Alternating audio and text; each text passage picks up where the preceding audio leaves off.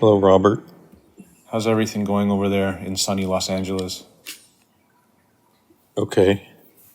Oh, yeah? How's everything in Taiwan? You're on the brink of war yet? Yeah, you guys are closer to war than we are. As soon as the shit goes down, Taiwan is going to be valued as like the chip creation island, you know? Mm-hmm. I mean, you know, we may be subjugated, but we definitely won't be scorched, turned into a big crater of glass, you know? Right. But you know what? I'm actually really looking forward to moving to the States for my production. What happens if you're here working in the States and China takes over while you're gone? I don't know. That I was actually afraid. I went to Chicago. Do you remember when Nancy Pelosi went to Taiwan and like China got all fucking butthurt about it and they shot missiles like up over Taiwan and then down? Geez, that's crazy that you didn't hear about this. There was like they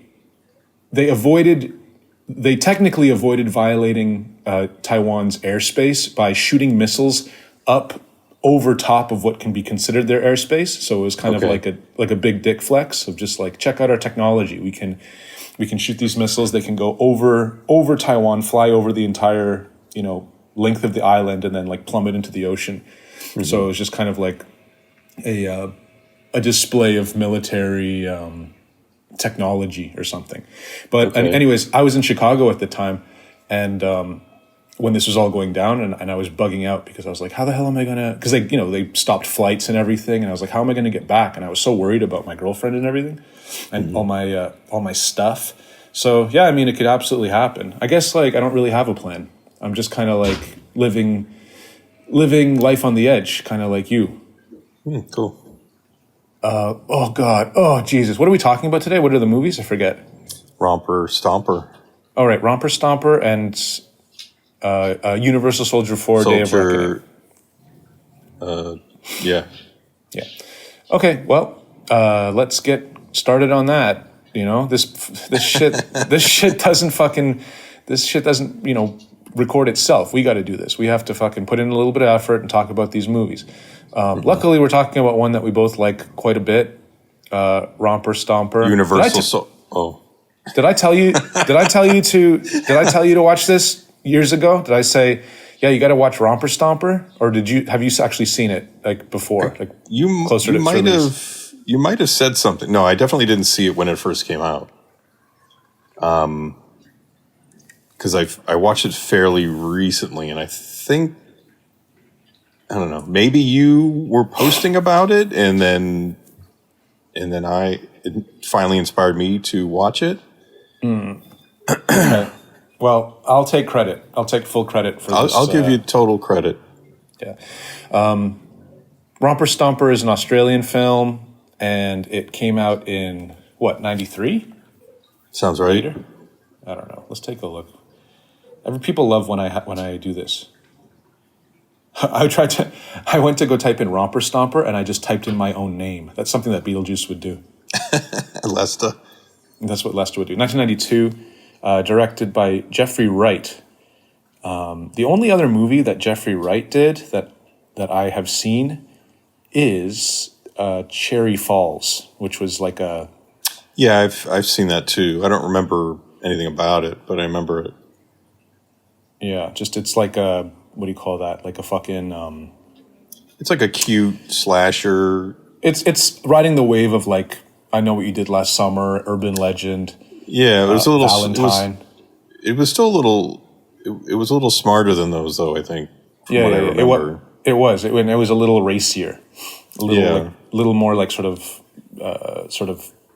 sexualized. I think the whole idea of Cherry Falls was the killer doesn't kill you, like to sort of subvert the trope of like, oh, if you have sex in a horror movie, you get killed. It's like the killer's only killing virgins. I think that was the idea. Oh, okay. So everyone's trying to fuck. Kind of like in a very loose way, kind of like It Follows, where it's like, if you have to have sex to not get chased by the monster. think I like Cherry Falls better. I think It Follows is a more memorable movie, and therefore it's better. It's more memorable, but it's not as good. I don't know, man. Memorable, like I think that memorable equates more. I mean, obviously there's exceptions, but memorable equates with good quality. Yeah, not necessarily. I think you can remember something that's real shitty too. Yeah, no. Like Precious or something. Precious. I don't. People are suddenly tuned once the word Precious pops up. People tune out. Like, oh no, here we go. Precious. Rob's going on this Precious rant. I don't really recall it scene by scene like I do something like It Follows or Romper Stomper for that matter. This is a film that like I find it very easy to recall, even though I haven't seen it in a little while. But I think I have a pretty good handle on it, and I definitely remember my favorite parts. But why don't you go ahead and talk about the plot of Romper Stomper? It follows a group of skinheads in Melbourne. Yeah. They're causing havoc. They're seeing their community. They're seeing a rise of immigrants in their community from the Asian countries, and they don't like it. And they are making a stand. When the movie opens with, you just see a couple of Vietnamese kids rolling around on a skateboard, and unfortunately they run into the skinhead crew, and the skinhead crew beat the fucking shit out of them. And so, yeah, that's basically it. You know, it's about following these hardcore skinheads in 90s Melbourne. Yeah. Well, I mean, they're, in terms of the plot, like that's kind of the general... That's the general idea. The general background of the movie. The plot is like there's this girl, and then and the girl kind of like is coming from like an abusive home.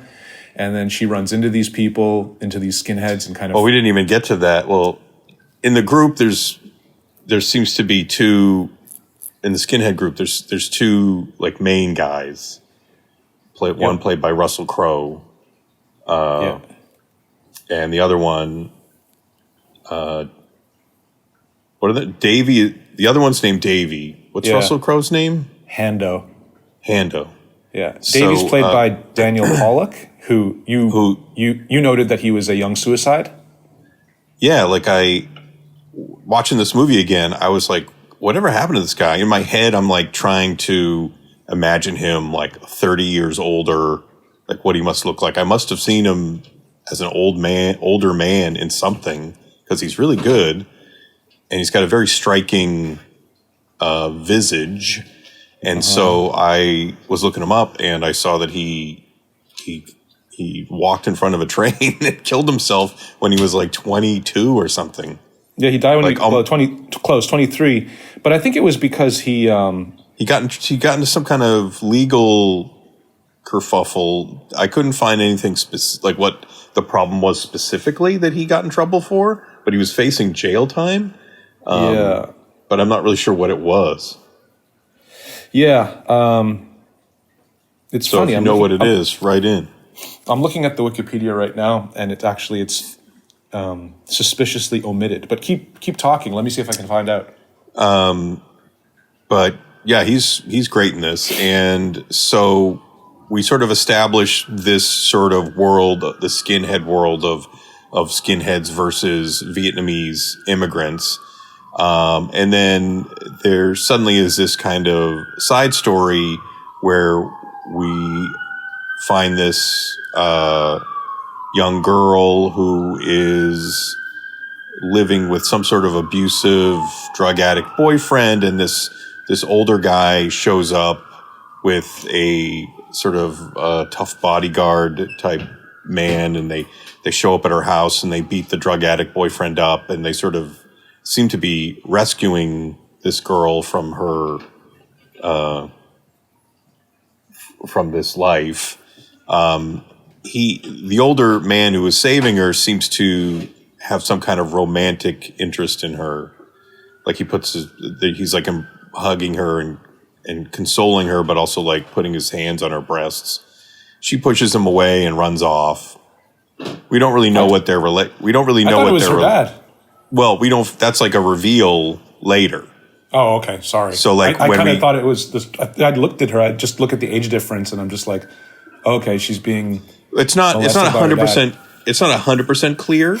Like you. I mean, you can make that inference, but and did. And you did, and so, but it's not really clear who this is because he seems to be very like overtly romantically interested in her. Well, there you go, everybody. If you're ever trying to have sex with a family member, if you just go for it. if you present yourself as being extra romantic, you can get away with it. At least in the eyes of Johnny Ryan. Go ahead.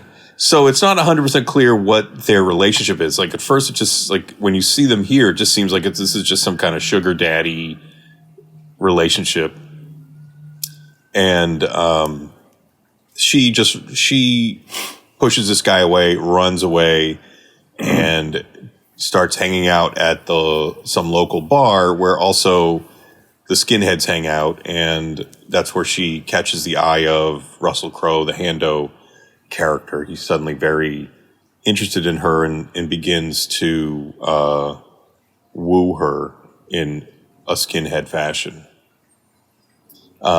They then go on a little bit of a drunken spree through the town. And at some point, she points to some dress in a shop to Hando and says, like, or a coat. And says, like, I like that coat. So Hando bashes the window open and steals the coat, and they run off. And then they go have a big skinhead party or something. Yeah, that part's fucking cool. They really get the music right in this film. Yeah, I was actually. It's very impressive how they really don't shy away from this world. Like it's very like this is it. The music is theirs. The language is theirs. Like there's other skinhead movies. Like the one I'm always sort of thinking of is there's one with who's the guy from the Fall Guy movie in La La Land? Ryan Gosling? So Ryan Gosling made a skinhead movie. Oh, what's that called? It's called like Faith or something? Or it has like one word? I don't know. I know what you're talking about. It's not very good. It's the one where he's a Jew. Like he's like a self-hating Jew who's like who's a skinhead, and it's I don't know. It just feels too like messagey. Well, that's the same thing too with like this movie doesn't have almost a fucking. Everything. This is England is the same thing. This is England, the one with Tim Roth. No. This is England is like that one made by like Warp Films, and it's sort of like the airy fairy touchy feely kind of skinhead movie that's about kind of like growing up in youth and it's sort of and it's about like sharps specifically, like anti-racist skinheads and right. Yeah. Do you know the one I'm talking about? That guy who was in that guy everyone always notes as having a really great performance in The Irishman. I wish I could remember his name. This is some bad radio. But anyways, the point is that Romper Stomper is kind of like I think what you're getting at is that Romper Stomper really does feel like the real deal. They don't feel like they're half stepping, or they're kind of like, the filmmakers are kind of making sure that the audience knows how the filmmakers feel about all this. Like they just. But also, there's no message to. It's not sort of like like the Ryan Gosling movie feels like there's a message about racism happening in the film. Like we need to learn about how racism is bad. There's no message here really. Like we're not being sold like, hey, we're gonna teach everybody watching the movie that racism is a bad thing. It's just like this is just these people living their lives, and that's part of the beauty of it. Yeah, for sure. By the way, that guy, Daniel Pollock, the guy who died, who committed suicide. Apparently, he was like a long time heroin user. I mean, he's only 23 when he died, so I mean, not that long of a time. But apparently, he was heavy, involved in heroin use, addiction, and there was some sort of like assault that happened where he either got stabbed in the arm or stabbed some guy in the arm. I don't know. I'm kind of trying to like skim through an article here, and it turns out. Say what? You're a skimhead? I'm a skimhead. This is a skimhead podcast, but we like to skim articles, right? All I wanted to say basically is that it wasn't like a child molestation charge or anything like that. Oh, what a relief! That's really all that I can like this movie without. That's really all that matters. That's really all that matters is that it wasn't child molestation. It was just some normal crime like stabbing a guy. You know. Also, another thing too is that Ryan Gosling movie is called The Believer. Right. Okay. Yeah. So, tell us more about how you like Romper Stomper because it teaches us how to all be racist. Yeah. So it's basically a primer on how to, like, at the end of the movie. I liked how they gave like a phone number to call, like if you want to join. Yeah. An address to join the group. Mm-hmm. And then so there's we're sort of building up to this war that's about to happen between the skinhead crew, the showdown that's happening between the skinhead crew and the local Vietnamese immigrants that seem to be taking over the neighborhood.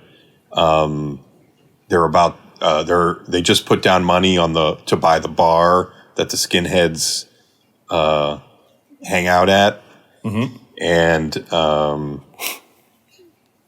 when the skinheads find out that those Vietnamese people are at their bar, they get all their friends over and they start beating the fucking shit out of a couple of the Vietnamese kids that are at the bar, and one of them gets away and calls more Vietnamese kids to come and help, and then it becomes probably one of the greatest film brawls I think I've ever seen. Most exciting. Yeah.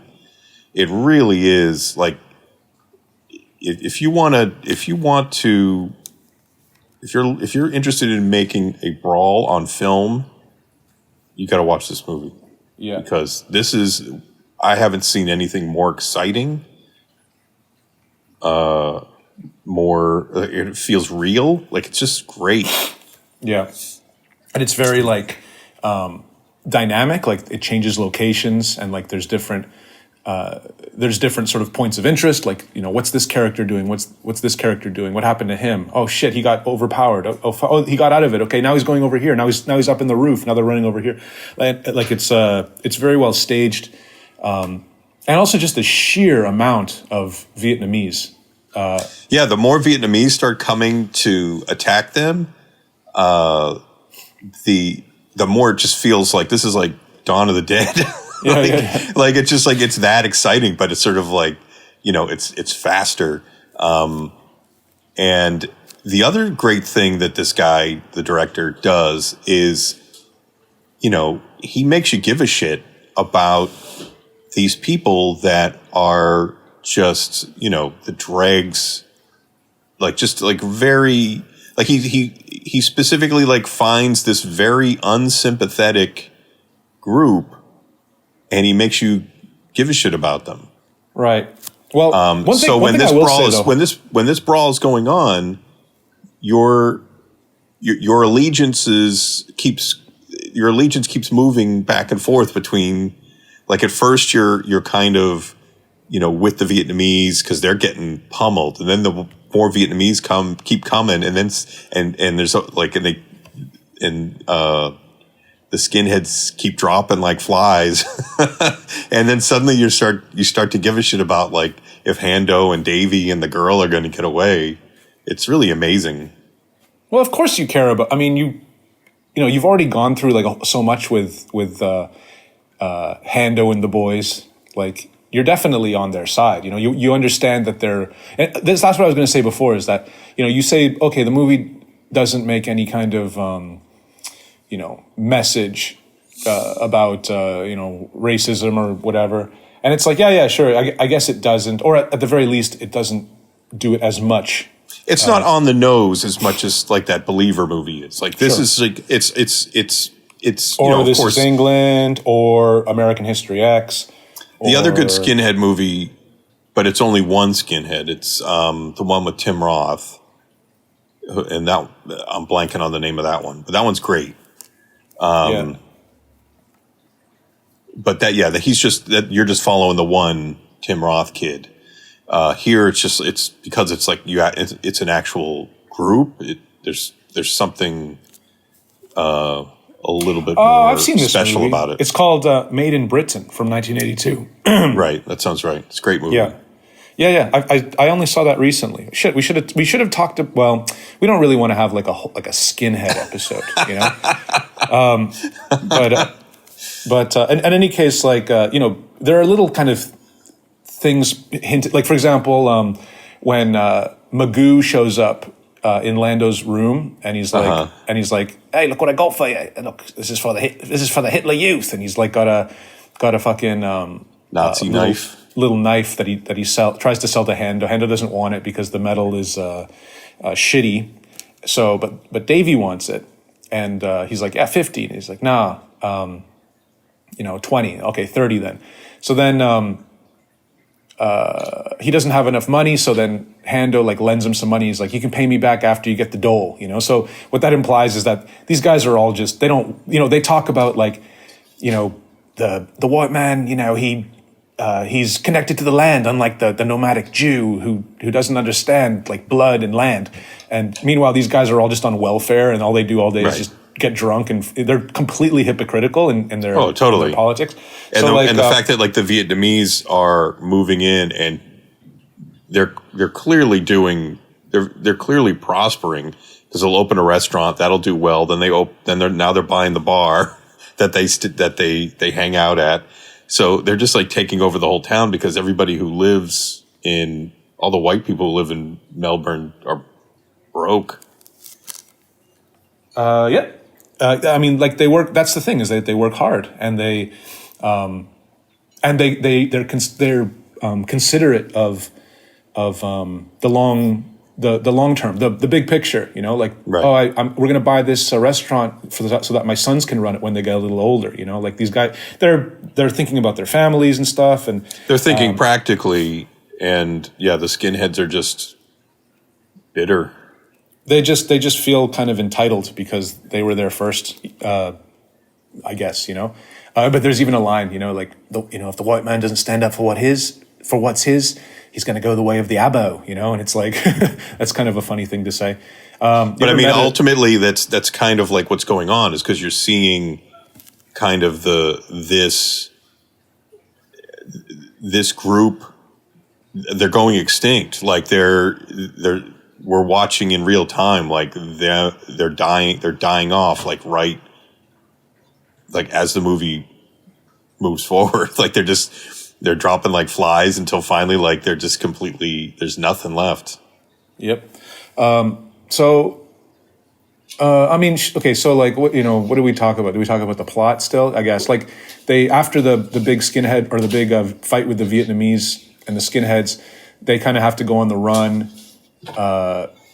Well, because they don't have a home anymore, and then that girl, whatever her name is, because the Vietnamese burned it down. So then the girl is like, "Oh, I know a place where you guys can rob and you can get some money and all sorts." Well, first before then, cars and shit. They hang out. One of the other skinhead girls knows some hippie drug dealer that lives in that big warehouse. Right. And so they go over there. And he's very suspicious, but they kind of like trick him into opening the door, and then they bust in and beat the shit out of him and kick him out of there. And so now they're living in this hippie squat Yeah, like just this enormous fucking warehouse with like Right. like like a few different like floors. Not floors on top of each other, but floors in terms of a warehouse. Like Right. there's like a large. It's huge. I remember when the cops are driving in later. Spoiler. And they're going from room to room, just driving in their police car, and I'm just like, damn, that place is huge. That would be awesome to have as like a film studio. But in any case, she makes them Pasta. like penne and fucking marinara, and Hando won't eat it because it's wog crap. He throws his macaroni across the room. Yeah, don't we have anything else? Well, crap. It's just like, what do you like to eat? Fucking Wiener Schnitzel. Like what the fuck? Yeah, what is the official skinhead cuisine? Yeah. So that's something that I always thought was really funny, because like that's sort of should be kind of like the what do you call it?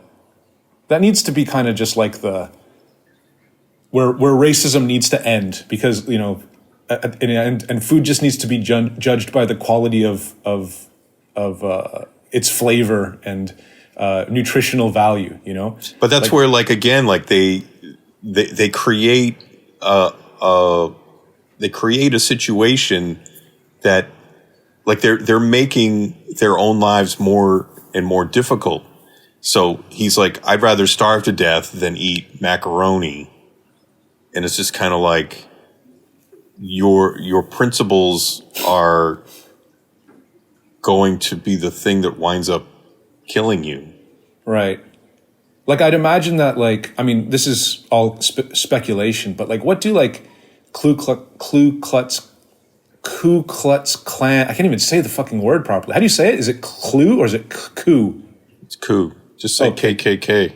Okay, the KKK. I can't even imagine what KKK members are like eating. Like, what kind of food are they? Just eating kind of like Southern food, like chitlins and fucking like. Well, it depends, because there's KKK like in Illinois and Michigan and all over the country, man. Well, stereotypical, like Mississippi burning, like Mississippi KKK. Like, aren't they just eating like black people food anyways? I don't know. I don't know either. How would I know? I don't know. I saw this guy on I think it was an Instagram reel, and he found a KFC buffet, I think in Alabama, and it looked fucking amazing. It looked like they had like these huge pieces of fucking chicken, like extra crispy and original, mashed potatoes, no fries, which is surprising, biscuits. Do they not have? I don't think they have fries at Kentucky Fried Chicken, do they? They do in Asia, but yeah, I guess that is something that. That sort of reveals kind of how I'm kind of out of the loop in terms of like fast food. But KFC actually, I think, does better business in Asia than it does in America at this point. Yeah, I think so. It's expensive over here. It's almost like $40 for a bucket. Get out of town. $40 for a fucking bucket of shitty ass chicken. I remember last time I got a bucket of chicken, I was just like, holy fucking shit, that's crazy. What's your go-to for fried chicken? Fast food. I guess Popeyes. Yeah. There's a couple Popeyes close by. And I live very close to like a Wingstop too. Right. They just opened Popeyes locations in Taipei, and the chicken's good. They have mac and cheese. The biscuits are only like have chocolate chips in them for some fucking reason. The Asians don't understand that they look at that and they think, oh, it's a dessert, so they put like chocolate in them, and then there's no gravy, there's none of that, those sort of like mashed potatoes. No, there's none of that dirty rice or any of that jambalaya or anything like that either. Like any of the sort of the whatever you call that shit, not Creole but Cajun sort of stuff, Right. So. It's basically just another people, and then it's just another KFC basically, according to sort of the Asian. I guess they look at the Asian market and they're just like, well, we can't fucking put all this crazy crap on these people because they're not gonna they're not going to pick up on it. That there's a good history of Asian people just being confused by food, and you need to kind of wean them into stuff. Like, for example, fucking Subway wasn't able to really get a foothold in Asia until they introduced like toasting. $5 foothold? No, toasting the fucking the sandwich, because Chinese people are just like, this is cold. Why am I paying for something that's cold? Like, it's supposed to be hot, you know? Uh-huh. So you have to like provide hot food in order for an Asian person to feel like it's worth paying for. And also, of course, the promotion. But sushi's cold. Yeah, I'm not talking about Japanese people. That's another completely different thing. I'm talking about Chinese people. I guess I should have said Chinese. But I didn't want to say Chinese to include Taiwanese too, because some people don't like that. So I said Asian, but then that includes too many. Ultimately, you're right. Like, I hope when you post about this on Instagram, you have a picture of Romper Stomper and Popeyes, like a Popeyes ad. No, it's a picture of Romper Stomper. It's a picture of Romper Stomper, and then it's a Popeyes ad, and then a big like red circle with a slash through it. Maybe we can get some Popeyes advertising money. Yeah. We can get that, or KFC. Any fried chicken joint that wants to sponsor this podcast. I was going to say also, even if you want to pay us in chicken too, that's acceptable. We should probably continue talking about this movie instead of talking about fast food. I was going to make a joke about Jared, but it's the time has passed. The iron is no longer hot. Well, the thing that makes the skinhead group go to the mansion, which eventually we find out that it's the girl's father's house, is, I think they're talking about like getting back at those Vietnamese. They need a gun. They need guns. How do we get guns? And that's when she's sort of like, I know where we can get guns. I know where we can get a lot of guns. And so she takes him to her father's house, and she is able to manipulate her dad into letting her in, and still at this point, you're not really sure what their relationship is. I knew right from the beginning it was her dad, and because he's still like he's got his head on her lap, and he's kind of like he's almost like a pathetic. He's like a real pathetic, like older. He's acting like a very pathetic older boyfriend. He's not acting like a dad. Right. He's acting very like pathetic and desperate, and he's got his head in her lap, and she's totally like manipulating him and treating him like shit and pouring soda on his head, and you're really on his side. Yeah, I feel bad for this guy. He's got a real shit daughter. Yeah, she won't even fucking spread her goddamn legs. Yeah. So she then is like, oh, I got to go to the bathroom, and she zips away from him for a moment to open up the gate and let the skinhead army into the house. And they proceed to tie the dad to the toilet and smash the house apart and steal the guns. They steal a bunch of guns, I guess. A lot of them are like antique guns. And I think like, I think like her, at this point too, her relationship with Hando is sort of on the rocks. Well, okay, so what happens is that like they just can't help themselves but like go completely mental and start drinking all the liquor in the cabinets and like smashing everything up, and eventually and then in the garage like driving the car like forward and backwards, like they're just drunk and playing. And this is sort of another thing kind of similar to like the little hint where the guy's like, oh, pay me the next time you get your dole check. That these guys, they're not the smartest. It's the Vietnamese is not their problem. Their problem is that they're just drunk retards that cannot do anything, and anytime like you give them something, they just fuck it up. They basically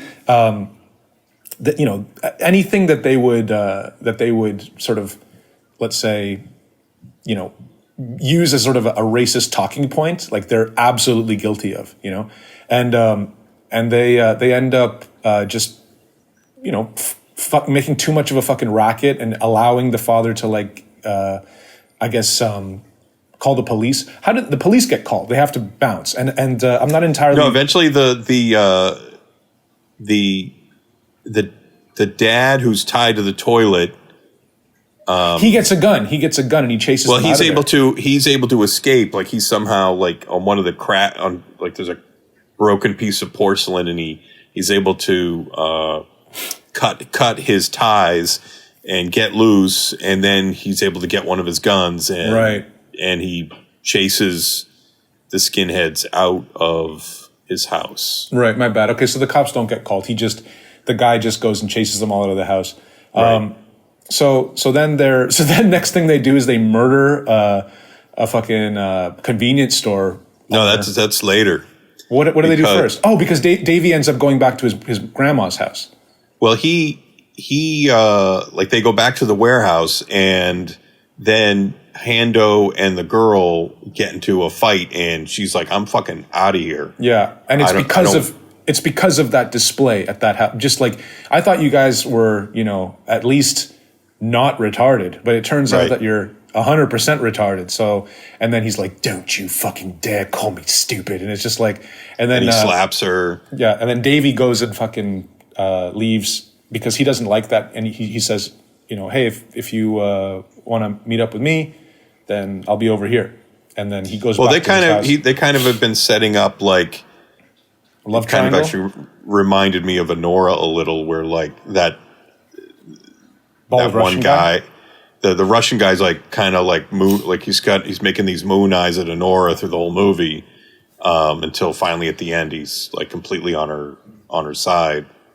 And same thing is kind of going on here, where Davey's like he's kind of got his eye on her, but he's just not he's not the alpha of the group. So Hando is the one who is going to get her, but he's just kind of like waiting in the wings until she gets sick of Hando. We should also say that she's epileptic too. She has a couple seizure moments.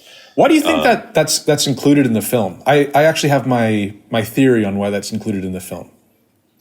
I'm not sure. I guess I haven't really thought about it. I think it does play a role in making her less attractive to Hando, but it makes her more attractive to Davey.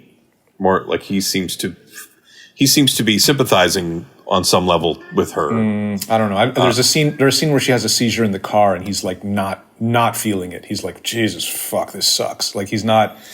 He's worried about her for sure, but I mean, I don't think that he. Well, okay, my theory for why they've included that is kind of like she's full on, like her bone structure, the pigment in her eyes, like her hair and everything, like she's full on, like as Aryan as they get, Right. But then she also has this like genetic deficiency. I think it kind of plays into sort of this idea of like, Hitler may have said all this kind of shit about the superiority of the Aryan race and all this kind of stuff, but like, they're not perfect, and there's still fundamental genetic defects that happen. Right. Like why else put that in there? Like, because there's not, if you took that out, you would still have exactly the same thrust of story throughout the entire film. So I think there's a sort of a statement being made there about, I don't know, like just sort of, there's a comment being made about the broader picture of the whole thing, I guess. But anyways, but I mean, even though if Davey's in the car and he's kind of freaked out by what he's seeing, it doesn't it doesn't cool his feelings for her. No, not at all. In fact, his feelings keep escalating throughout the film. Sure. But it definitely has, I think, some kind of impact on Hando. I think he is sort of like, oh, this white, blonde Aryan princess is flawed. Yeah. She's got some. She's a fucking. She's damaged goods. Right. Just wog crap. Yeah, just like she's nothing but a bowl of macaroni. She's got a pussy like a bowl of macaroni with marinara. So at that point too, like when she gets pissed off after being hit and insulted, she leaves. She doesn't want to fucking be with these guys anymore. And then, Davey decides like he's had enough.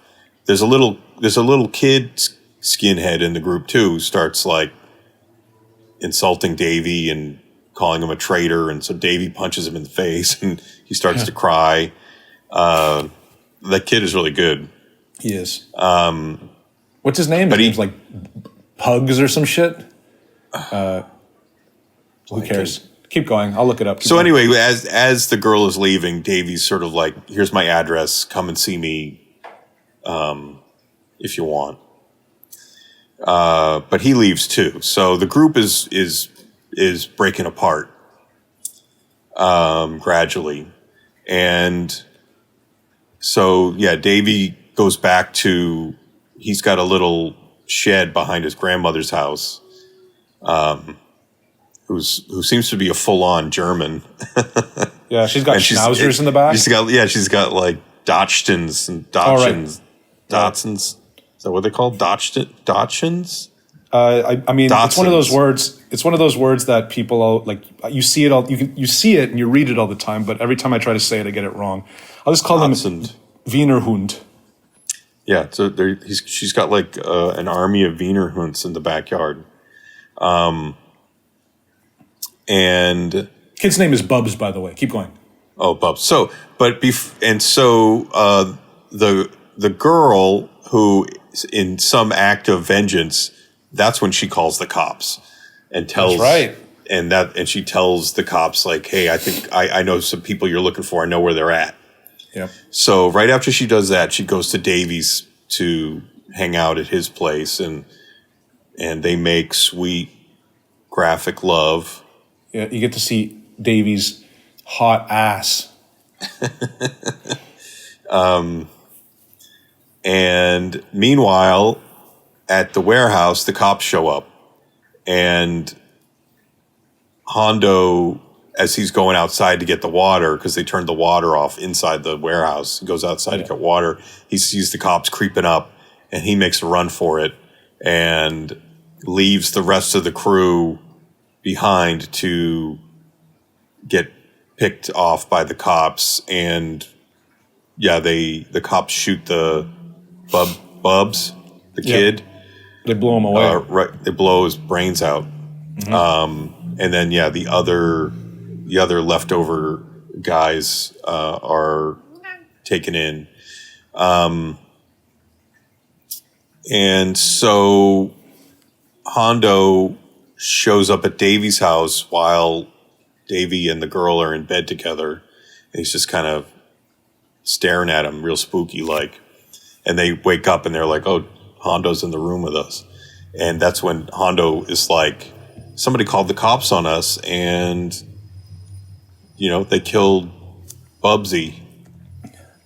And he clearly thinks that, he knows who did it. He knows it was the blonde bitch who ratted him out. Mm-hmm. So that's when they're like, we need to get out of here. We need to go on the run. And that's when they go on the run and they rob a convenience store and kill. Hando strangles the convenience store clerk to death. Yeah. He's clearly at this point going off the rails. So any sort of sympathy you might have had for Hando is slipping away. Your allegiance is now on Davy. Right. So then hold on. Like, so they get to the beach, and then sort of like the truth comes out, and then Lando goes and tries to fucking kill this girl. He tries to drown her in the water. Davey shows up. He ends up stabbing him. I think, doesn't she sort of like, in a like a defiant way, she's like, yeah, I called the cops, fuck you. Yeah. And he's like, oh, now it's on. And so he fucking chases her. He's going to kill her. I'm just trying to get through I'm trying to get to the end here, because like at this point, you know, we're in the home stretch, and it's just like, yeah, the truth comes out. She does defiantly say that they have a chase along the beach. Turns into like a fucking fairly dialogueless chase scene. Turns out, you know, fucking what's that shit called? Schrodinger's gun, or what's that thing called? Where the guy, you know, the gun, like the gun in the drawer. You open up the drawer, you see the gun, and then later in the film you have to. What's that called again? Occam's gun. I don't know, Chekhov's gun. Yeah, that's right, Chekhov's gun. So it's like Chekhov's Nazi youth dagger. Right. Davey ends up stabbing Hendo in the neck, while all these Asian tourists kind of stand idly and take pictures. Yeah. These racist Asian stereotypes take pictures of these skinheads killing each other. Right. So, yeah, I mean, okay, so that's the film, and it's you know, great film. It does end. I would say it ends a little, you know, anticlimactic. It kind of ends sort of, I hate to say it, but kind of amateurishly, with just sort of this running around kind of, you know, sort of student film kind of way. I'd say that probably the ending is the least interesting sequence of the whole film. But what would you rather see it? How would you rather see it end? I don't know. Maybe just like it just be you know, quicker, I guess. Like I'm kind of just sitting there just like watching all these shots of like them running from the top of the stairs down to the beach and stuff, and like it just kind of felt like, you know, yeah, okay, great, you're filming kind of like running around, cool. I haven't really thought about it, you know. Maybe I could come up with something better. Maybe they're running through some kind. Maybe it's more I don't know, visually interesting place. Maybe they're running through like some kind of abandoned, I don't know, concentration camp, spoon factory. What I do like about the ending is that Davy's predicament, like having to make the choice. You know, who am I going to pick here? Both are. I mean, I guess one choice is worse than the other, but the other one's not all that great either. But I think that is just sort of indicative of the situation. Hando's not going to give Davey a blowjob. No, but the crazy lady is crazy. Clearly, like you don't come out of that type of a situation where you're having a intimate sexual relationship with your father, and you don't come out of that mentally unscathed. Right. So he has to make a choice, like, and Hando's like really in his ear, like really doing this Iago thing in his ear, like, you know, this bitch is going to drag you down. You got to stick with me. We're best friends and all that shit. And she overhears him saying all that stuff, and she just assumes that Davy's going to pick Hando. So that's when she goes up and burns the car down. And she is clearly unhinged on some level, just by watching her. You sympathize with her, but she's clearly mentally troubled. Do you remember the ending of Child's Play 2, where they're going through like the Chucky factory, and it's all these like conveyor belts and everything, and isn't that like Child's Play 1? No, it's Child's Play 2 is the one where at the end they're all going. Like, I thought 2 was like was it an army base? No, that's part 3. Part 1 is the one where like it ends in the apartment and Chucky gets burnt in the fireplace. But then part 2 is the one that takes place at the good guy factory. Oh, okay, right, yeah. Yeah, like that's kind of what I wanted to see at the end of Romper Stomper. I wanted them to be running through a Chucky factory, a skinhead factory. Yeah. But anyways, I don't like, okay, we really have talked in depth just about like the plot of this movie. The plot of this movie isn't what I like about it. I like just about how stylish this movie is and how energetic it is. And like, these are the things that really, resonate with me a lot more than just kind of what the film's like about. I mean, obviously like the sort of incendiary kind of subject matter, like provocative subject matter is interesting and it helps to kind of really draw you in. But that scene, like the opening scene, like where they beat up those Vietnamese in that tunnel, like the way it's lit and like the smoke and the use of slow motion and the use of music and like it's just so. It's gorgeous. The way that the movie is shot and the decisions made. There's also like I always remember that the scene where they're stealing the jacket and just sort of how they're the art of how they're any scene where it's nighttime and there's artificial light.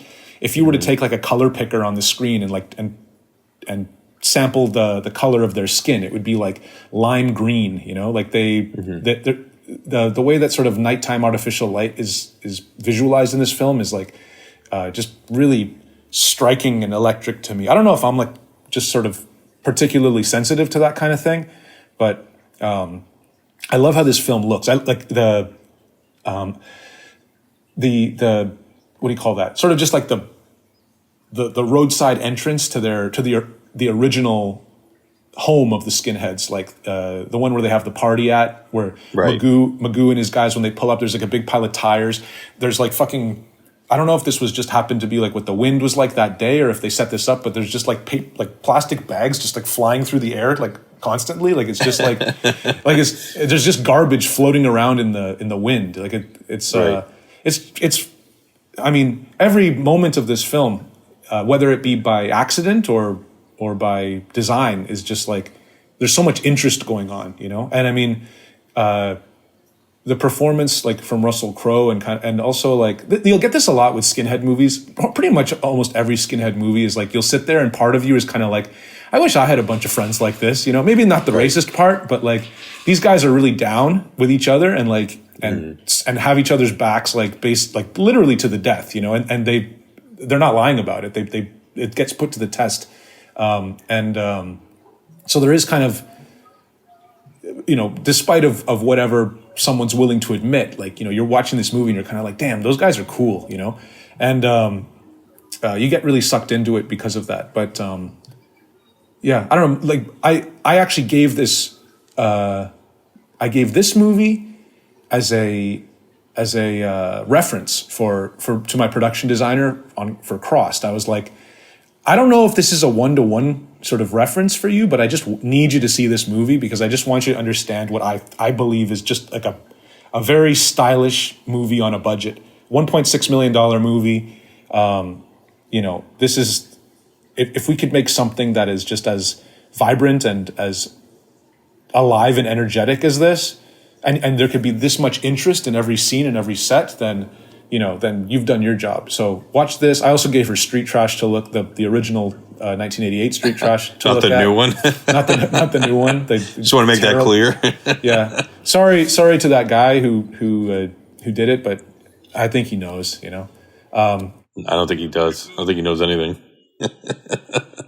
What else is there to talk to about Romper Stomper? What else do you like about Romper Stomper? Like that's what I like the most about it. But go on. Well, just my favorite thing is that just this is a subject matter in a world that is not explored in movies, and it's done extremely well here. The director really captures this world perfectly, I think. The performances are fantastic. Russell Crowe might be one of his best. What the hell's that? I don't know. There's some loud people outside. Oh shit. Are they skinheads?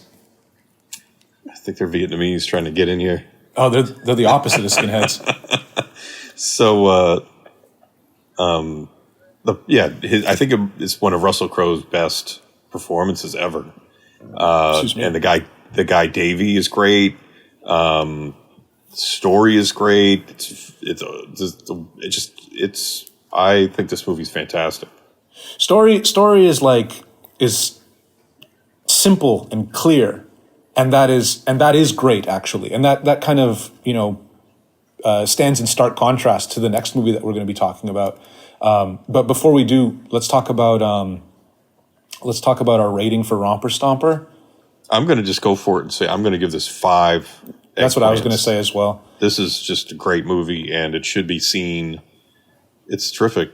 Yeah, I would recommend this to anybody who is interested in making films, especially and who's interested in making the white race better. Pure, yeah. Anyone who's interested in glorifying the white race. But that's what makes it. I feel like anybody could watch this movie and this guy gets you to give a shit about these fucking people. Yeah, I mean, well, it's not that. It really isn't that tough, because everybody's a person, and I mentioned street trash just now. Like, street trash makes you care about these main characters. But I mean, you can't tell me you've seen a movie where you have there's characters on the screen. You're like, I don't give a fucking shit about this person, or no. This is like completely uninteresting or unlikable. No, listen, I'm saying like what they are, or like what okay, the homeless people, skinheads, criminal, fucking scumbag, fucking mafia snitch, like what the person kind of like is. If there's good writing and good sort of character, absolutely, then it's anyone can be. It all just boils down to like there being good writing. I've definitely seen skinhead movies where the characters are not interesting. The skinheads are just like, who the fuck cares about these? These are not real people. They're just kind of cartoon characters. But I still give Romper Stomper a 5, just because it's such a great reference, like to give for just like, hey, if you have kind of like a very minimal, I mean, it's not easy to get $1.6 million, but in the grand scheme of things, in terms of like making movies, it is achievable if you're serious about it. But what's done with that small budget, in terms of just like style and in terms of just like, just making this movie kind of visually unforgettable, I think is like a masterclass. So definitely I think one of the best movies of the 90s. Sure. I think there's a good argument for that. We should do some sort of episode of like the best movies of the 90s, and really try to think of the good ones, I mean, definitely I have a couple in mind. I'm thinking Buffalo 66 is going to be one of them. I'm thinking Bridget Jones. Yeah, the Bridget Jones Diaries. I'm thinking like I think Gummo should be one of them too. I don't know, whatever. We'll figure that out later. But so I was talking before, I was trying to make a segue saying like, yeah, Romper Stomper, the story is very clear.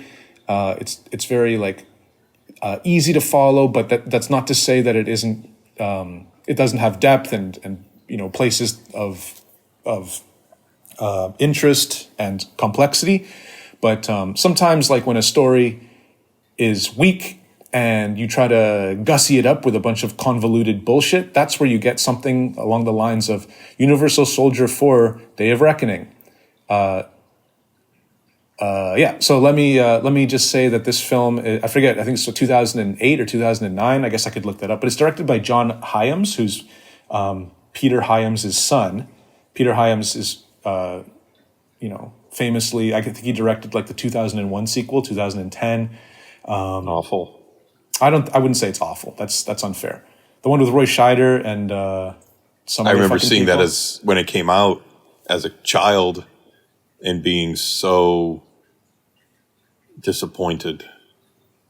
Yeah, I mean, like you got some pretty fucking rough, some pretty big fucking boots to fill. The Universal Soldier: Day of Reckoning is actually 2012. My bad, but I think that if it just hadn't been connected to 2001, you would take a look at that film and it would be a fine science fiction film. But even like the purpose of it was to, okay, for all you people who don't understand what's going on in 2001, you know, we're gonna help you figure it out, like what it all means, and answer all those questions that were not answered in 2001. And so ultimately, that's part of what the magic of 2001 is, that like it has this mystery to it. You still don't know what all these things mean. Mm-hmm. And so the whole, just like even the premise of like, okay, let's go in and sort of like tell you what all that means is, I feel like counter to the entire point of the film. Yeah, fair enough. I mean, have you ever read the book, the 2001 novel? No, but I've read other Arthur C. Clarke books, which I thought were retarded. So I never went on to read 2001 because I didn't want to ruin the movie. Yeah. But I feel like probably, Kubrick. Which Arthur C. Clarke's books did you read? Childhood's End. I like that one.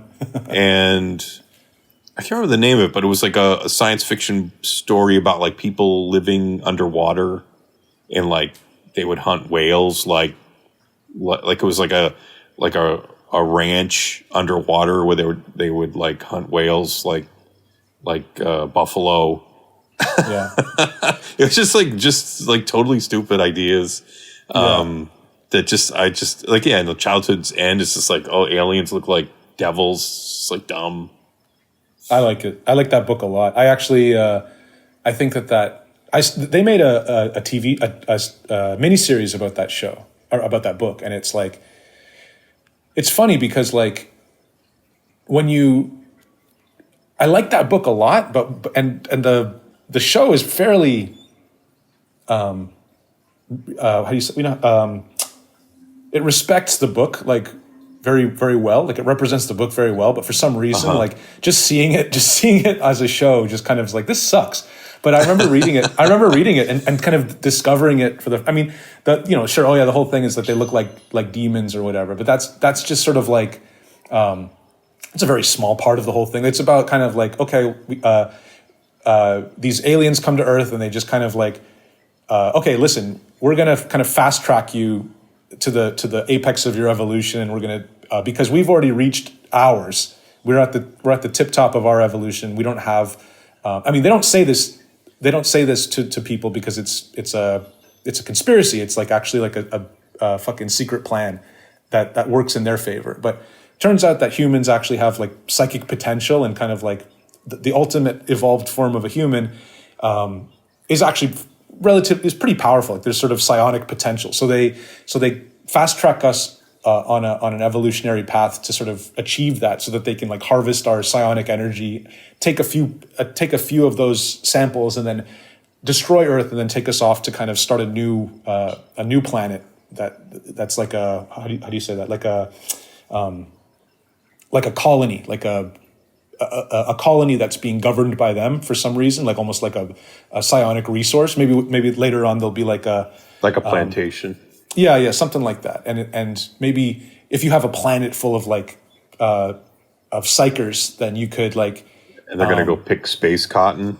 No, they could maybe function like they could maybe function as like some kind of like psychic battery that could power some kind of fucking shit, or I don't know. Like there's all kinds of like science fiction ideas of what you could do with a planet full of like subjugated psychics, But anyways, the overall idea was pretty good, and I did like how it was very I love that shit. I love it when a science fiction idea is just kind of like broken down step by step, and it's kind of like, okay, well, this is how they do this, and this is how they do this, and it's like that's what it's all about. I understand that you didn't like the movie, but fuck, dude, we got to talk about this Universal Soldier movie. But I didn't see the Childhood's End movie. I just saw 2010. That's what I meant to say is not Childhood End movie, but Childhood End the novel. I like the novel. Right.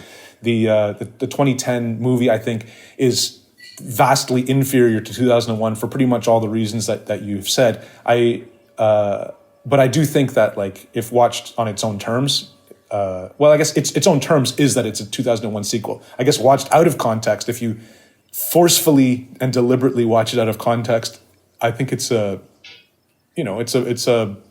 movie that has a lot of accomplishments going on in it. I think it's kind of cool. I like a lot of things about it. But okay, we're not here to talk about that. We're not talking about Peter Hyams' 2010, the year we make contact. It's we're talking about his son's movie called Universal Soldier: Day of Reckoning. So This movie starts some guy named Tom. What's his name again? Is it Peter Atkins? Yeah. Not Tom Atkins, but Scott Atkins. Tom Atkins with the mustache. Okay. Dolph Lundgren's also in it. Jean-Claude Van Damme's also in it. They both look very old and kind of bloated. But Scott Atkins is our main hero, even though he's. I actually thought like Van Damme is looking like real creepy looking, like he has this very, like, his face looks very interesting now. Like he could play like a real creep or a villain, I think. Sure. More now than ever. Like he definitely has this very creepy look to his face. Like talking about this movie's story is like, I don't even want to get into it because this story is so fucking annoying to me. Just like how it's all. I had a hard time following it. Dude, I've watched this movie like probably in my whole life, like maybe 4 times. And I don't say why? Say what? I asked, why did you watch this movie 4 times? Because I keep thinking that I'm missing the story because I don't know what the hell it's about. So I keep watching it again to try to fucking figure out what the hell's going on. Also, I will say sometimes you have to be like, yeah, there's nothing here. But I mean, like, throwing the towel. I watched it 4 times, man. You know, sometimes you can put something on and.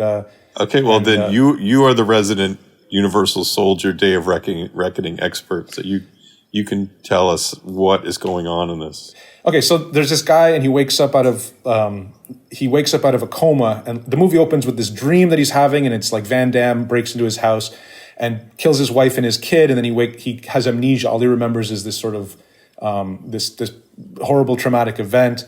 Then he starts like, you know, he gets released from the hospital, and there's like this fucking whatever CIA guy who's like, yeah, you know, it turns out the guy who killed your family is this guy, and it's Van Damme. Shows him a picture of Van Damme, and so he's like, yeah, you know, oh fuck, I gotta do something. But you have to say, like, at this point, it's not a dream. Like the whole experience that he had, where his wife is killed and his daughter is killed. Like there's this home invasion and they're killed. Sure, okay. They beat the fucking shit out of him. Like I said, dream. It's a memory. It's a fucking. It really at this point you think that it really happens because now he's in the hospital. He's been in a coma for like fucking 6 months, and he comes to, and the cops show up and they're like, "Hey, we just want to let you know we're on the case, and we think this is the guy that fucking did it. Do you know who he is?" And that starts the whole sort of investigation. And it also starts his search for like who killed his family. Yeah. So then like the way that his trajectory goes is that he'll go, you know, some guy will, like the fucking CIA guy is like, yeah, so, you know, Jean-Claude Van Damme is actually the guy who killed your family. And you know, you should talk to this guy. And then like he goes over to that guy, and then he sees that guy's dead, and then he's like, it's kind of like, oh shit, he's dead. And it's like, and then he finds like a matchbook for a strip club, and then he's kind of like, oh, I better. But that was even like played off weird too, because that was like the point where I felt like the movie stopped making sense or started to get a little too complicated. Where he gets a call, he's at home recovering, he's walking with a fucking cane, gets a call on the phone, and it's from like Isaac. Hey, bro, there's some real fucking heavy shit going on. You got to come and see me at this motel or whatever, hotel. Yeah. Okay, man, I'll be right there. He goes there, and this guy's dead. He's like brutalized. And then and at that point I'm like, who the fuck is this guy? Like, why is he like? It's just this old friend that just suddenly appears that he knows, and we don't even know who the fuck he is. See, you're giving this like the reason I'm trying to just blast through is because none of this matters, and I'm just trying to blast through just to give the listener, our constant listener, just kind of like a sense of just how this movie moves, rather than actually going through point by point explaining everything. Because I want to get to like the good points of this movie, because I do believe that there are some good things about this movie. Okay, I'm ready to hear those. Okay, so that's kind of how this works. It's like there'll be some little clue that's given to him in a sort of a very forced way. He'll go to that spot, and then in an equally forced way, there'll be another clue. For example, this a matchbook. Okay, the matchbook's for a strip club. He goes to a strip club. He walks around a little bit. Some guys call him a faggot, and then one of the strippers is like, "Oh, hey, I know you." You know, it's like, "I don't know you." You know, and it's like, "Oh, like you? Yeah, we did this before." And he's like, "I have no memory of that." You know, I've been in a coma. So then they start kind of going around together, and now she's kind of like his sort of an advocate a little bit, and she ends up like helping him to piece together his past, and then a parallel story is going on where there's this guy called Magnus who's like a plumber, and he's like a sleeper cell, and he gets activated, and he's also like this is a Universal Soldier movie, so like you're going in kind of expecting there to be like Universal Soldiers, which are basically these kinds of I've only superheroes. seen the first Universal Soldier, and I saw it a long time ago, probably like when it was first on video cassette. Right. And all I remember really is that like these are sort of like soldiers that are like super soldiers that are controlled by the government or something, or the CIA. They're like super strong soldier puppets, and Van Damme kind of breaks free of his Universal Soldier chains. Yeah. And I remember thinking that at the time that the movie was okay. It felt a little long, but it seemed fun. So that's all I really remember of the Universal Soldiers. So now in this world, there seems to be like the puppeteers of the soldiers, and then there's like a secret group of soldiers that are trying to break free from their master. Well, they already have. Well, Let me extrapolate like upon your memory of the original Universal Soldier. So they're in the original movie. The movie was like 1990. So Vietnam is not too far in the taillights. So what it is it's like these relatively kind of intact soldiers from the Vietnam War who have died, and they've been officially cataloged as being deceased. They get put through some sort of fucking science process that like makes them you can reanimate them, and there's this whole thing where it's like they have to be chilled, they have to be on ice, and so there's this whole thing where Jean-Claude Van Damme has to be in like a fucking bathtub full of ice all the time. Dolph Lundgren is also one of these guys too, but he's like the bad one. What makes them break free of their chains, so to speak, are memories. So it's like Van Damme is like haunted. I think I can't remember. I think it's like he remembers his girlfriend, or maybe he remembers like he's good. Like ultimately, like the memories that kind of make him break free of his chains are memories of like trying to save someone or something. And then meanwhile, Dolph remember him like going on a long journey back to like Louisiana to get to his family or get to his wife or something. Yeah. That's where the movie ends, and then Dolph Lundgren kind of confronts him there, and then because I felt like that was their way of explaining like how is this guy an American when he has a thick French accent. Oh, they do it all the time with Van Damme. He's always so they have Cajun. to say like, oh yeah, he's Cajun. Yeah. Okay, so back to the original. Like I haven't seen. I think I might have tried to watch part 2 and part 3, but like they're worse than you could imagine. They're even like what I mean, okay, first of all, I got to say that I didn't recommend this movie. This was a recommendation that was in the comments. Some guy wrote down, you guys should watch Universal Soldier: Day of Reckoning. Johnny will like that one. Like this, this podcast. It's so funny how like shit just takes on a life of its own. Like, I mean, so many comments are like that about kind of like, you know, how come Johnny doesn't like this? Or like, do you think Johnny will like that one? It's becoming like the will Johnny like it show, you know? Like that's because I'm the one who likes stuff more and you're the one who hates everything. That's sort of like the persona that we've generated. I don't mind that. That's fine. I'm hard to please. I look on the bright side, and I find I can look at something that overall I would say is bad, but I can still find good things about it, and I can use those things in whether it be in my own work or just in my own life, you know, incorporate them into my lifestyle. But what's going on in Universal Soldier: Day of Reckoning is that there's extra sci-fi things going on. Like, for example, there are Jean-Claude Van Damme and fucking Dolph Lundgren apparently are clones. Like, they're not the original ones from the previous film. I didn't get that. Well, I mean, at least Dolph Lundgren is, because he was shredded into pieces in the first movie. Maybe Jean-Claude Van Damme isn't, but I'm not entirely sure. And then there are these. So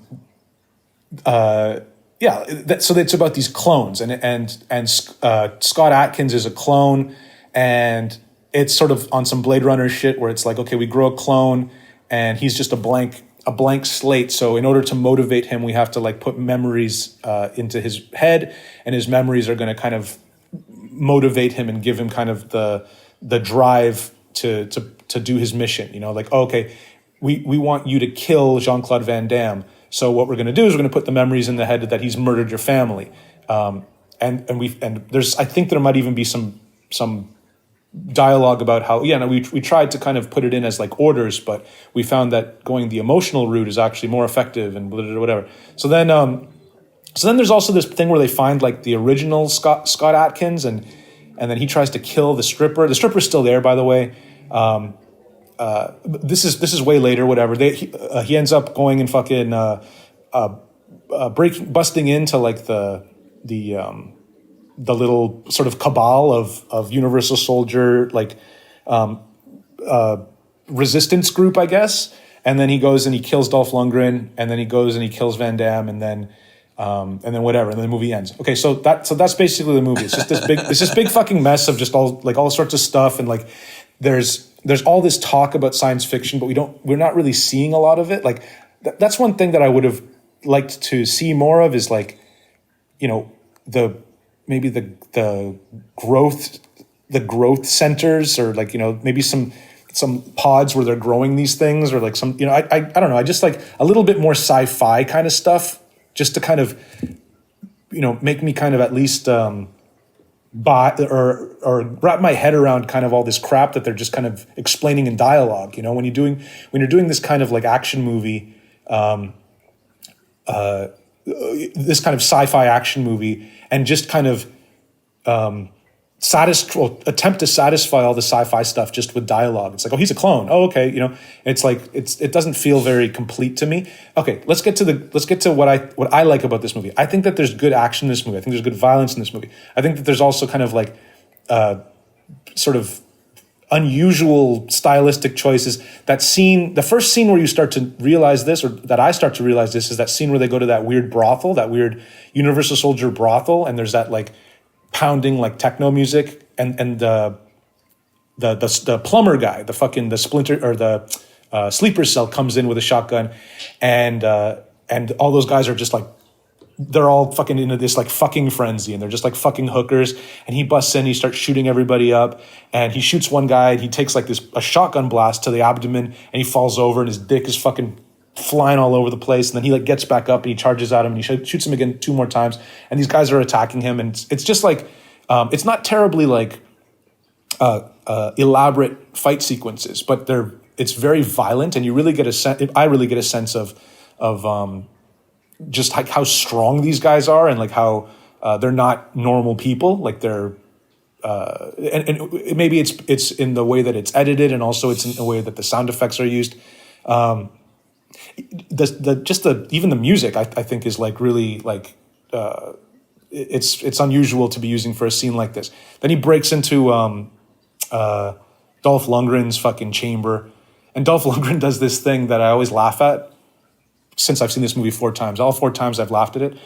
He steals away the guy's gun, and he clears the gun. He pulls out the magazine, and he goes like, he like kind of does this face and does sort of like a come on gesture to the guy, and it's very funny. It seems like Dolph Lundgren, the actor, was just like not really taking this movie terribly seriously, and then that guy goes and he fucking stabs some sort of potion in this guy's neck that makes him not under the control of the government anymore. I like that scene a lot. There's also, I mean, you can't fucking deny that scene at the sporting goods store where they kick each other's asses in the sporting goods store, and they're like fighting with baseball bats and stuff. Come on, man, that's fucking awesome. And the way how it ends, where he like knocks the guy's head off, like he takes off the top of his head. I mean, sure, the movie is fucking pretty shitty, and it's not something that you're gonna like really even remember in terms of like good action movies. But these standalone action scenes, I think, have enough style and enough like just sheer brutal violence in them that, like, you know, compared to just like how many crappy action movies are out there, like how many sort of like military kind of action movies exist, I think that there's something at least a little bit stylish and artistic kind of going on with this movie. Although John Hyams didn't really go on to do anything else. I mean, he has done other movies, but like there's nothing is of note. I think that there's like maybe 2 or 3 scenes in this movie that are good and that I would put on as like, you know, like, hey, have you seen this? I put on just like that clip, and then I would turn off the movie. And for me, that's like enough to say, yeah, you know, pretty good. Let's give that 2 fucking eggplants. And then but then the rest of the movie is pretty bad. The story is up its own ass. I've been babbling on enough about this fucking movie. Respond, please. Well, yeah, I agree. The fighting in this film is, for the most part, pretty impressive. The scene at the brothel, the scene at the sporting goods store. Although, when you said like, oh, you got to agree that the scene at the sporting goods store was great, and then I had to pause for a minute and try to remember. Oh yeah, okay, I remember that. That's good. It didn't like really stick with me, but I feel like that is because I just didn't really know what was going on through the whole thing. I wasn't really sure like which side should I be rooting for? Who's on whose side? Why is this plumber guy shooting all these other soldiers at the brothel?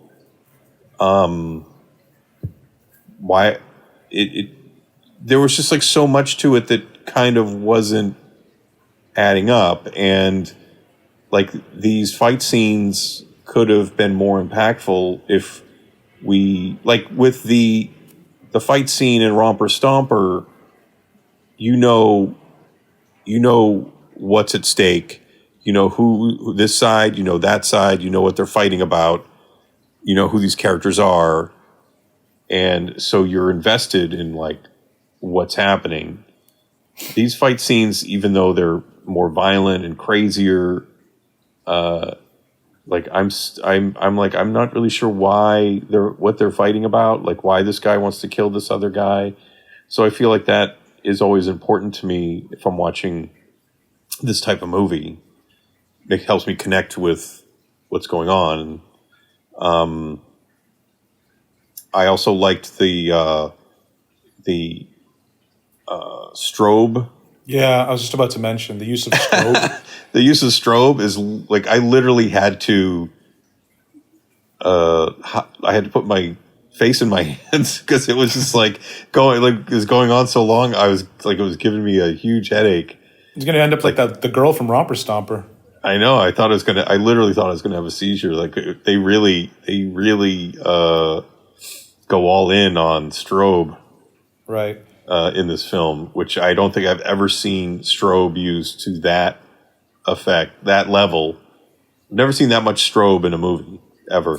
There's yeah, for sure. When I did the sadness, there's like the ending title card where it kind of strobes, and I was getting all kinds of shit from fucking Raven Banner being like, there's a thing at the end. I mean, shouldn't there be like a warning for like epileptic? Or I'm just like, should there be like who like when you go to like a rave, like one of those big like EDM music festivals, like that's all that shit's going on. Like, do they have like warnings for that shit? Like when they have at festivals, like I don't think they do. I mean, this idea that like you have to put a warning, because I think people think about that time that like in Pokemon there was like a strobing thing that happened that made a bunch of Japanese kids have seizures, and they're just like, oh, so you have to put a warning now. It's like I don't think you do. I think it's just like, maybe if your kid is having seizures, just don't let them watch TV ever.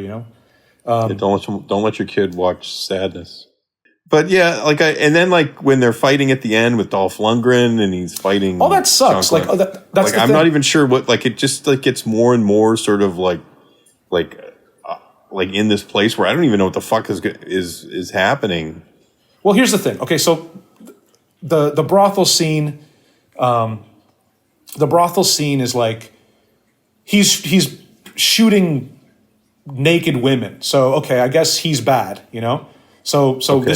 This is a villain, Unless those are universal prostitutes. Universal prostitute. That's fucking good, dude. That's the next movie. But this guy's bad. Then there's the sport. Okay, so you guys, everybody out there, it's the brothel scene, and then there's also the sporting goods scene. That's pretty much it. The sporting goods scene. You kind of already know that this guy is the bad guy, and of course you're rooting for Scott Adkins because he's our guy. He's the guy whose family got killed and stuff. I'm not confused as to who to be rooting for during those two scenes. There's also something interesting going on too, where like Scott Adkins kind of like figures out his abilities during this fight, which I think is really cool. I like the idea of this sort of like he's kind of figuring out, like he's responding to things like in a reflexive way, and like. And like kind of being surprised by it. And I think that in terms of just like acting during a fight scene, it's pretty good. I guess I'm also like, I wasn't sure why the plumber guy was trying to kill Scott Adkins. Right. Yeah. I mean, me neither, really. And then when you get to Dolph Lundgren and Van Damme, it's like, didn't they hate each other in the first movie? So Dolph Lundgren that's also interesting. They seem to be part of the same underground group. Right. But they don't seem to have any, is Dolph Lundgren the leader or is Van Damme the leader of this group? I think that Van Damme is like the leader, and then Dolph Lundgren is just like the executor. But it doesn't even matter because like, those fights suck. What you want is you want those two guys. Scott Adkins is like famously like a kickboxer type guy, and then that other guy who plays Magnus the plumber is like some Russian like sambo kickboxer guy. So they're both young guys. At that time, they were probably like in their 20s still or early 30s, and they're still. I even thought like that guy was a strange, because they use him a lot. Like he's like one of the probably the major villain in the movie, the plumber. Yeah, and he's oddly like he looks like this henchman that should have been like killed off within the first 5 minutes of the movie.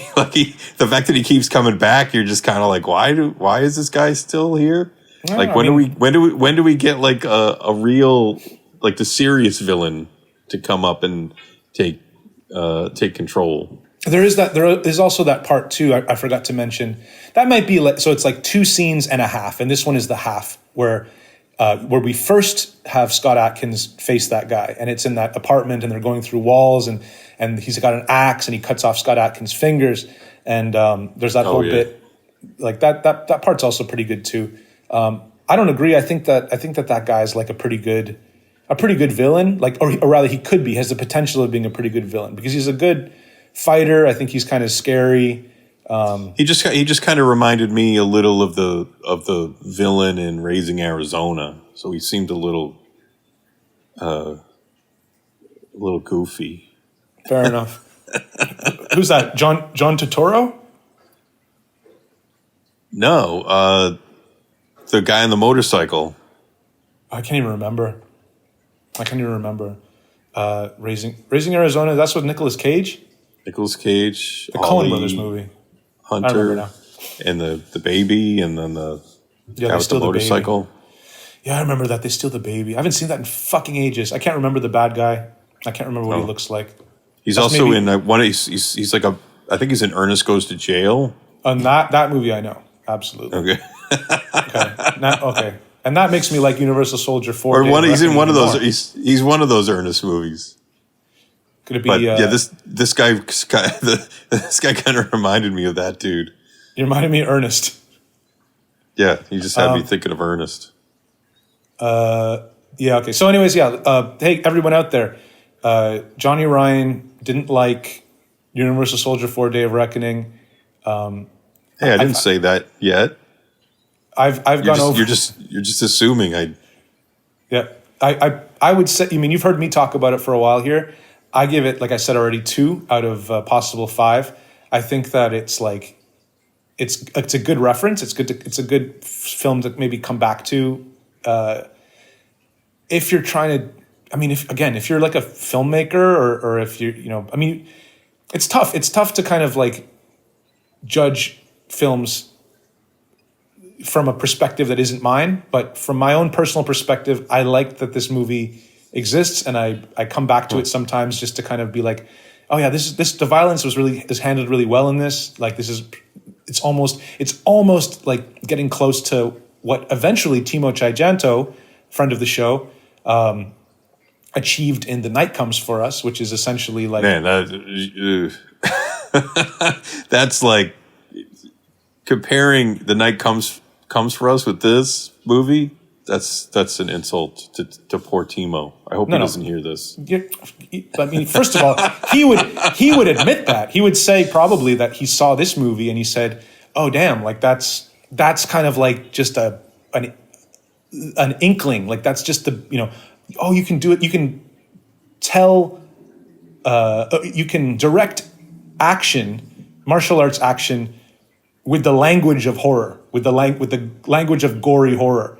Like approach it that way. I think that he saw kind of that in this movie, or maybe it wasn't this one, or maybe it was to some degree, but the full, the evolved Pokemon of that is The Night Comes for Us. Like I'd say watch The Night Comes for Us. That's a great movie, well written movie, understandable, and has incredible gory action, kung fu, heroic bloodshed shit. Yep. This movie, Universal Soldier 4, it's really nice action, but story is terrible. It's like completely confusing.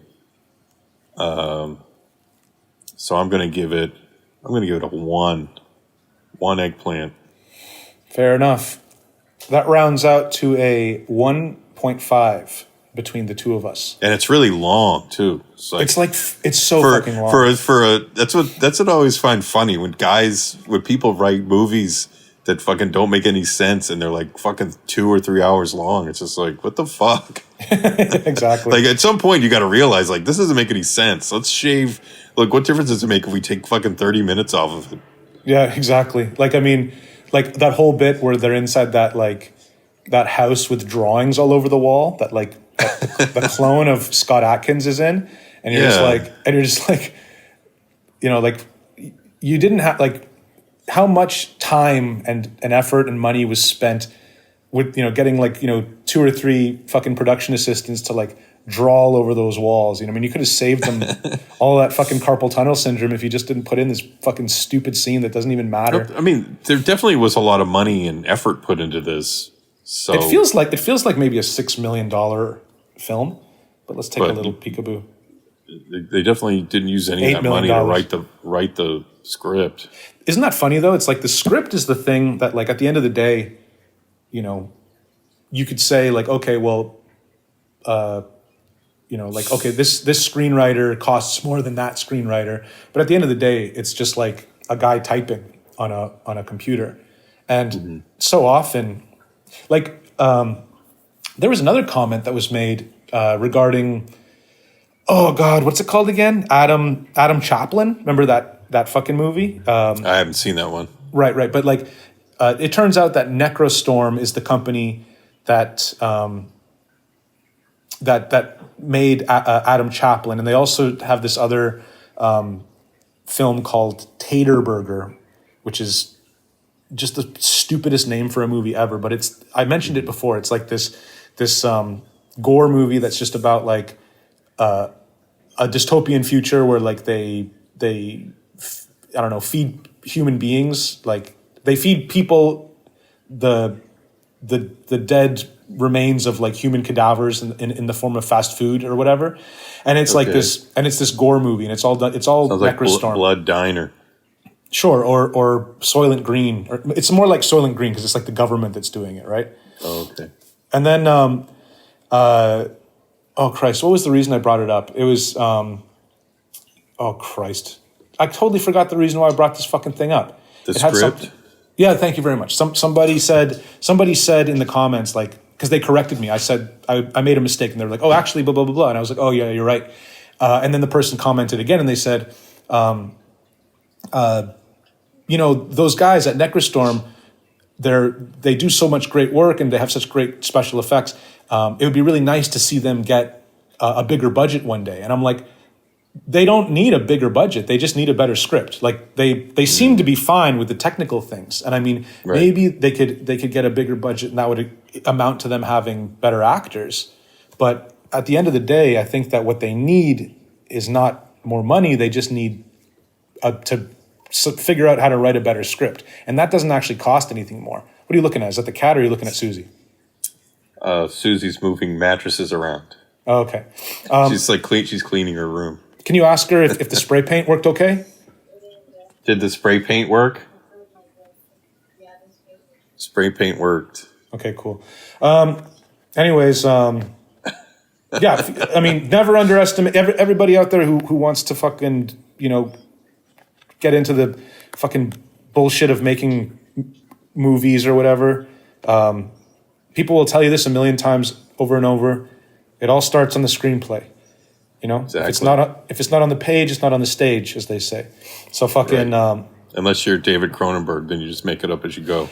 Okay, so here, let me. I wanted to get into this. I'm looking at the Universal Soldier. You know how they have on Wikipedia like reception. So it's like blah blah blah blah. Yeah, okay, made some money in the Ukraine and in fucking Malaysia or whatever. And then it's like there are these people, like for example. Nick Antkoska of the Paris Review wrote that Day of Reckoning is less an action film than a horror film. Okay, I just said that. Likening it to the films of David Lynch and early David Cronenberg and describing it as strange, haunting, and sometimes even beautiful odyssey that lingered with me more than any American movie in recent memory. Get the fuck out of here. Like, are you fucking kidding me? Like, he sounds like he's on the payroll. Yeah, exactly. Well, I mean, give me a break. Like, there's a couple moments. Let's be real. There's a couple moments of this film that have like a spark of like creativity and you know, there's something kind of young and promising. Like, you know, maybe old John Hyam's next film will be good, right? That's kind of the best you could say about this film. But to say it's like a David Lynch film or an early Cronenberg film and it's an odyssey of fucking bullshit, like give me a fucking break, dude. The Paris Review. Shut the fuck up. And then Paris Review. Yeah. Check out this one. Bilge Ebry, writing for the website Vulture, also gave praises to the film, writing that with the intro being reminiscent of a Michael Haneke film, the entire thing has mesmeric, unreal quality where things can turn on a dime and often do. And it's like, You're on the fucking moon, dude. Like, what the hell are you talking about? Michael Haneke turned on a dime because like there's nothing makes any sense. It's yeah, exactly. Fucking shit. Like I would love to. Actually, I think that guy Nick Ankoska is kind of a somebody now. I think that he has like I know who he is. He's the guy who runs the production studio who did the Chucky show, like the Child's Play television series that I guess ran for. I think 2 or 3 seasons. I mean, I never watched it, but it ran for 3 seasons, so they must have had some success with it. But this guy, I guess, was a writer for the Paris Review for a while. And the Paris Review, by the way, is a New York publication. It's not like a Parisian publication. I see. But yeah, there's a lot of fucking yahoos over here just talking all kinds of... what's this shit? Best movie of 2012 is what fucking Nick Ankoska says. What the hell are you talking about? What are you talking about? Maybe he didn't see any other movies that year. Yeah, exactly. It was a slow movie. He was in a coma himself. Yeah. Anyways, fuck. It's just fucking annoying. It's almost like some kind of weird, like, contrarian opinion. Like, I actually like this. You know what? It may sound weird, but Universal Soldier 4 is actually really good. You're not going to believe me saying that, but it's actually awesome. So annoying. Anyways, yeah, okay, let's fucking call this show. We're already at like a 1 hour and 45 minutes or something. So let's stop the recording, and we'll see you all next time. Thanks. Bye.